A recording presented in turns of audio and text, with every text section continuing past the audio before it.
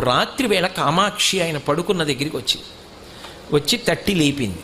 ఆయన లేచారు. కేశపాశాన్ని తీసి ఇలా చూపించి ముట్టుకో ఉంది. ఆయన ఇలా ముట్టుకున్నారు. జిగురుగా ఉంది. ఏమ్మా జుట్టు జిగురుగా ఉందన్నారు. పాలు పోసి వెళ్ళిపోయావు అంది.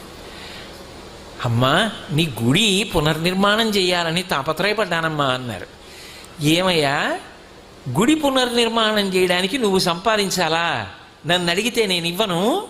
దానికోసం నా జుట్టు ఇలా వదిలి వెళ్ళిపోయావా? చూడు పాలకంపు ఎంత సువాసనలు రావలసిన జుట్టునది. వెనక్కి వచ్చి అభిషేకం చెయ్యండి. రాత్రికి రాత్రి ఆయన బ్రిటిష్ ప్రభుత్వం వారిని అడిగారు తలుపులు తీయమని. తీశారు. వాళ్ళ గౌరవం కొద్ది. వాళ్ళకి ఆ గౌరవం ఉండేది. తలుపులు తీస్తే వారు గబగబా వచ్చి కంచిలో అమ్మవారికి మళ్ళీ అభిషేకం పూర్తి చేశారు. ఆ తర్వాత ఎక్కడి నుంచి వచ్చిందో కాసుల వర్షం పడిపోయింది. ఆ దేవాలయం అంతా పునర్నిర్మాణం చేశారు.